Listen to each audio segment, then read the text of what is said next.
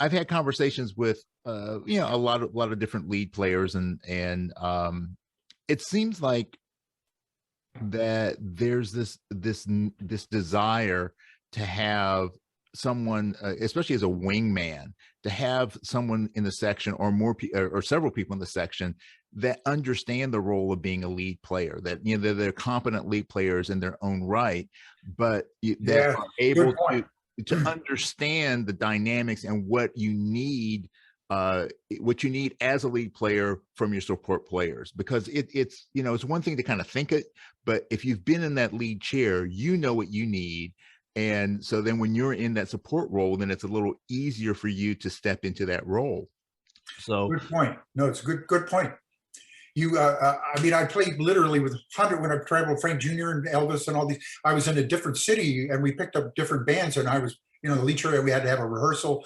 And I noticed the right away, the guy sitting next to me, what his attitude was going to be, and I tried to straighten him out, but some of them were just like, wanted to prove themselves to me by playing over me. And that just did the opposite, No, exactly what you just said. It's a team effort. And when you're a lead player, you understand you can break this guy's back, or you can like play under him and make him sound good, play in tune with him.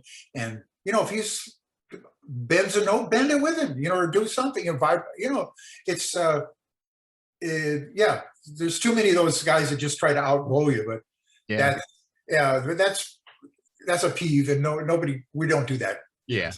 And I think even beyond that too, there's a certain thing. I mean, the style, obviously that's a big thing, but I mean, also it's the sound. It's like if you get a group of really solid, lead type players playing together, man, you can get this sizzle out of the section. Yeah, that ring. Yeah. And speaking of that, I just got. I mean, I know I'm going to shift gears into my Colicchio. This was the horn that I played on all the Chase and the Elvis and like in 7 gears in Las Vegas and all the. This was like from 1968 to 1998. So 30 years I played this horn. It wore out, and it's a tire patch. This is a leader pipe over this leader pipe. But I'm starting to play this again. Yeah, I just had it overhauled. Carlos Morales, I think, did it, and he did a great job. And it's just a great trumpet. I'm loving it. Anyway, and it's got what you're talking about, that ring, that I'm not gonna.